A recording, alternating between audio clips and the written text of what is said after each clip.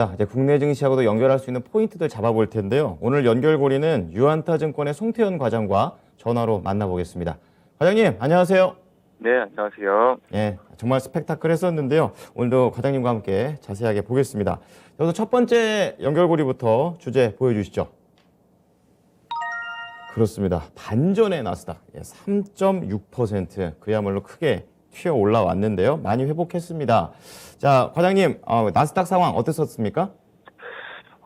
미국만이 전운에서 비켜갈 수 있었던 것이 아닌가라는 생각이 좀 드는데요.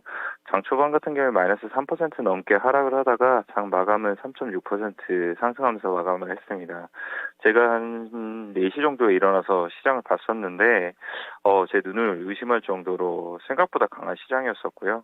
그 원인에 대해서 저는 한 3가지 정도를 생각을 하고 있는데, 어떤 것이 먼저이고 어떤 것이 더욱더 영향을 많이 미쳤는지까지는 아직까지는 뭐 특별히 알 수는 없다라고 생각을 하고 있습니다. 그래서 그 3가지의 원인에 대해서 저는 좀 말씀을 드리고 싶고요.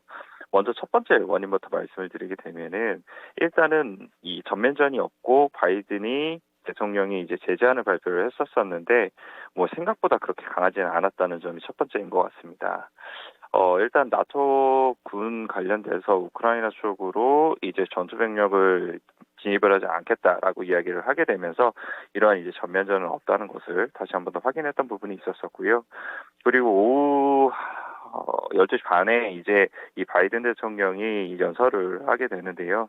제재안에 대한 부분이었습니다. 이 바이든 대통령이 이 내용을 좀 보게 되면은 오늘 강력한 추가 제재와 무엇이 러시아로 수출될 수 있는지에 관한 새로운 통제를 허가를 한다라고 커멘트가 나왔습니다. 그 추가 제재안을 조금 더 보게 되면은 이 러시아의 달러, 유로, 파운드, 엔화에 대한 거래를 제한을 하겠다라고 얘기를 했고요. 러시아의 군대 자금 조달과 증강을 위한 능력 차단, 그리고 러시아 2대 국영은행인 VTB 등 이제 총 1조 자산의 자산 달러를 보유한 러시아 은행들을 제재를 하겠다라고 얘기를 했습니다. 그와 더불어서 이제 수출 통제의 경우에는 러시아방이 항공, 해양 분야의 접근 차단을 하게 되고요. 이 미국 소프트웨어의 기술, 설비를 사용해서 외국에서 민감한 미국 기술 대상으로 해서 수출을 같은 경우에도 제약을 가할 것이다라고 약간 원론적인 이야기를 했던 부분이 있었었고요. 이 바이든 대통령하고 이제 이 질의응답 시간에 이 기자가 물어봤던 부분이 있었었는데요. 이 기자가 이제 스위프트 제재를 왜 하지 않느냐에 대한 부분을 언급을 했던 부분이 있었습니다. 이 스위프트 제재라는 것이 이 국제은행 간 통신 협정에 대한 부분인데 이 해외 송금을 신속히 처리하는 데 있어서 필요한 코드를 받게 되고 이 코드를 통해서 이제 외환 거래를 하게 됩니다. 그것이 만약에 이번에 제재를 받게 되면은 러시아가 아예 이 외환거래 자체가 불가능하게 되게 되는 아주 강력한 제재 중에 하나인 건데 이러한 부분을 사실상 미국이 하지 못하게 되면서 생각보다는 이런 제재의 강도 자체가 약했다라고 생각을 하는 것 같고요. 푸틴 대통령 관련돼서도 개인에 대한 제재를 왜 하지 않느냐에 대한 부분도 언급이 나왔었는데 그런 부분도 추가 향후에 보면서 더욱더 하겠다라고 이야기를 하게 되면서 이러한 부분이 일단은 완화의 제스처로 생각을 한 것 같습니다. 그래서 우려 대비 생각보다는 강하지 않은 이런 전쟁에 관련된 부분이 나왔다는 것이 첫 번째 반등의 원인이었었고요. 두 번째 같은 경우에는 이렇게 지정학적 리스크가 계속적으로 불거지다 보니까 금리 인상 속도에 대해서 조정의 가능성이 언급이 나왔습니다. 이 미국의 선물 시장에서 보게 되면은 3월 금리 인상을 50% 인상하는 것에 대해서 예전에는 한 70에서 80%까지도 50bp 인상에 대해서 확률이 나오고 있었었는데 그 50bp 인상에 대한 부분이 가능성이 9.5%까지 낮아진 상태고요. 25bp 금리 인상 가능성이 원래는 무조건 100%였었는데 25bp 금리 인상 관련돼서도 90%로 낮아지는 흐름이 나왔습니다. 그만큼 이번 지정학적 리스크로 인해서 생각보다 연준이 이런 통화 정책 관련돼서 계속 금리 인상에 대한 부분은 변하지는 않겠지만 속도는 조절할 가능성이 높아질 것이다라는 것이 시장에 이제 투영되기 시작을 하게 됐고요. 그러다 보니까 아무래도 이제 은행 관련된 종목들이 좋지 못했습니다. 뱅크 오브 아메리카가 2.6% 정도 하락하게 되고요. JP 모건 같은 경우에도 2.6%, 웨스파고도 2.3% 정도 하락을 하게 되면서 이 은행 관련된 금융주들이 전반적으로 약세를 보였다는 것이 이런 부분을 잘 나타내주고 있다라고 보시면 될 것 같고, 반대로 나스닥이 훨씬 더 강하게 올랐다는 것이 이 성장주들이 이러한 부분에 더욱더 자극받게 되면서 올라갔다라고 보시면 될 것 같습니다. 그래서 두 번째 원인은 이 금리 인상 속도의 조절의 가능성이 있었다라고 보시면 될 것 같고요. 세 번째로 말씀을 드리게 되면은 국내도 이 쇼 커버링이 들어왔게 되었다라는 부분입니다. 물론 이러한 기저에는 많이 빠졌다는 것도 있기는 하겠지만 저평가 메리트에 대한 부분도 계속적으로 언급이 되고 있는데요. 이 웨드부시에서 보게 되면은 이 지정학적 리스크로 인해서 장기적으로 증시가 미친 영향은 상당히 적었다라고 이야기를 하게 되고, IT 섹터 투자에는 유리한 기회로서 작용하기도 했다라고 이야기를 하고 있습니다. 현재 IT 섹터 같은 경우에는 2015년 이후에 가장 큰 폭으로 감매도가 된 상태이기 때문에 이런 부분에서 충분히 기회가 될 수 있다라고 얘기를 하고 있고요. 종목 관련돼서도 조금 언급을 했던 부분이 있었었는데, 이 확고한 시장 지위를 가지고 있는 애플과 마이크로소프트라든지 아니면 사이버 공격을 감행했기 때문에 이러한 부분에 있어서 사이버 보안주인 지스켈러라든지 아니면 팔로알토 같은 경우에는 충분히 이러한 부분에 있어서 해당될 수 있는 투자의 아이디어다라고 이야기를 하고 있습니다. 또한 밸런스 같은 경우에도 반도체 관련된 종목들에서 저평가에 대한 이야기를 하고 있는데요. 2022년도에 들어서 반도체 섹터가 하락하고 있는 가운데 특히 밸류에이션이 저렴한 종목들에 관심을 가질 필요가 있다라고 얘기를 하고 있고요. 여기서도 종목들을 조금 더 자세하게 얘기를 했던 부분이 있었습니다. 몇 가지 종목만 말씀을 드리게 되면은 마이크론 테크놀로지가 여기 나오게 되고요. 그리고 어플라이드 머티리얼즈, 브로드컴, 그리고 KLA-덴코, 퀄컴 등이 언급이 나오게 됩니다. 그래서 이러한 이제 반도체 관련된 섹터라든지 아니면 IT 섹터 같은 경우에는 워낙 하락폭이 크다 보니까 이제부터는 조금 저가가 아니냐라는 이러한 움직임도 상당히 많이 나오게 됐고, 이에 따라서 공매도가 쇼커버링이 들어오게 되면서 전반적으로 매우 강한 시장이 어제 나오게 되었다. 이렇게 보시면 될 것 같습니다.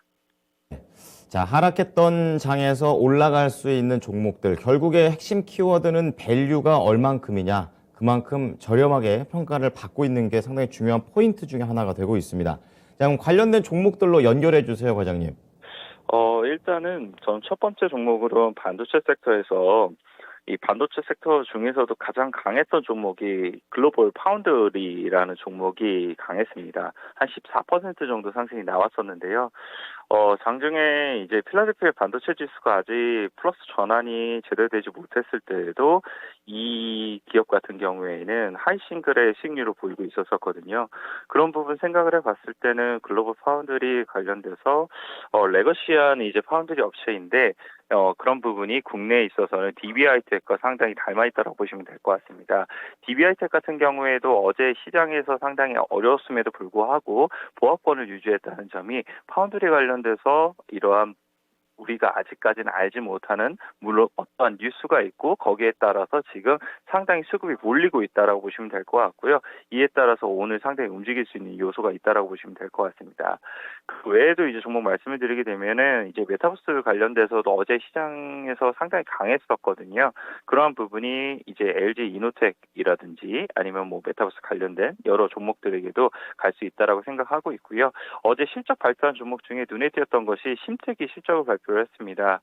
심택의 실적이 생각보다 잘 나오게 됐고, 그리고 레포트 같은 경우에도 호의적인 레포트가 상당히 많이 나왔었기 때문에 오늘 시장이 반등이 나오게 되면서 이러한 부분에 충분히 힘을 실어줄 수 있지 않을까 이렇게 기대해 볼 수 있는 것 같습니다. 자, 침공이 기술주에 미치는 영향에 대해서 좀 알아봤습니다. 자, 두 번째 연결고리 보겠습니다. 주제 보여주시죠. 자, EU 그린 산업 전환의 가속화 이렇게 말씀을 정해 오셨는데 이제 그야말로 이제 이번에 워낙에 자원국들끼리 붙다 보니까 이런 에너지에 대한 관점을 다시 한번 좀 생각해 보는 하루인 것 같습니다. 자세한 내용 전해 주시죠. 네, 국내 시장에서도 얼마 전에 한번 이 관련돼서 풍력 관련된 종목이 올랐었는데요. 어쨌든 이런 부분이 계속 진행될 가능성이 상당히 높아 보입니다. EU의 러시아 의존도를 보게 되면은 천연가스가 한 41% 정도 의존하고 있고 석유가 27%, 석탄이 한 47% 정도 의존을 하고 있는 부분이 있습니다. 그런데 이번에 이 우크라이나 관련돼서 사태가 터지게 되면서 러시아에서 이렇게 의존도가 높은 게 결국은 약점으로서 작용을 할 수밖에 없고 제재를 걸고 싶어도 사실상 이런 부분에 약점이 있기 때문에 제재의 목소리를 올리는 것도 생각보다 쉽지가 않거든요. 그런 부분에서 이제 우리가 이러한 이제 에너지 관련돼서 전환을 해야겠다라는 목소리가 상당히 높아지고 있는 것 같고요. 차주의 EU의 에너지 대책이 발표의 예정에 있습니다. 이러한 부분에 있어서 이제 차주에 과연 에너지를 어떻게 전환을 하게 될 것인지 이런 부분이 더욱더 초점을 맞춰지고 있다라고 보시면 될 것 같고요. 어제 이제 유럽 관련돼서 풍력 관련된 종목들이 상당히 강했습니다. 베스타스 같은 경우에는 한 11.47% 정도가 상승이 나오게 됐고요. 오스테드 같은 경우에도 한 16% 정도 상승이 나오게 되면서 이러한 부분이 뭐 단순하게 이야기만 나오는 것이 아니라 주가에도 반영이 되고 있다는 점까지 생각해 봤을 때는 확실히 이러한 부분이 국내 시장에서도 영향을 미칠 가능성이 상당히 높아 보인다라고 말씀을 드릴 수가 있을 것 같고요. 그리고 미국 시장에서도 친환경 관련된 이 섹터가 오랜만에 강한 흐름이 나왔습니다. 이 태양광 관련된 ETF가 탄 ETF가 있는데 이 9%가 넘게 올라오게 되면서 ETF가 이렇게까지 많이 상승이 나와도 되나 이런 생각이 좀 들 정도였었고요. 썬런 같은 경우에는 한 22% 정도의 상승이 나오게 되고 솔라이티 테크놀로지가 15% 그리고 썬파워도 한 14% 정도 상승이 나오게 되면서 태양광 관련돼서 섹터가 매우 강했다라고 보시면 될 것 같고요. 수소 섹터도 어제 강했습니다. 이 퓨어셀 에너지가 한 12% 정도의 상승이 나왔고요. 그리고 플로우파워도 한 10% 그리고 블룸에너지도 한 14% 정도 상승이 나오게 되면서 태양광, 친환경 에너지, 수소까지도 전반적으로 모두 다 강했던 시장이었다라고 보시면 될 것 같습니다. 그러면 이런 그린 산업과 관련해서 좀 가속화되는 부분이 국내 증시에서 어떤 종목으로 연결될까요? 일단은 뭐 각 섹터마다 대표적인 종목이 있기는 한데 이것이 큰 업체보다는 작은 업체들 위주로 이제 테마성으로 움직일 가능성이 상당히 높아 보여요. 그래서 풍력에서는 뭐 동국 SNC라든지 아니면 삼강 M&T 정도 말씀을 드리고 싶고요.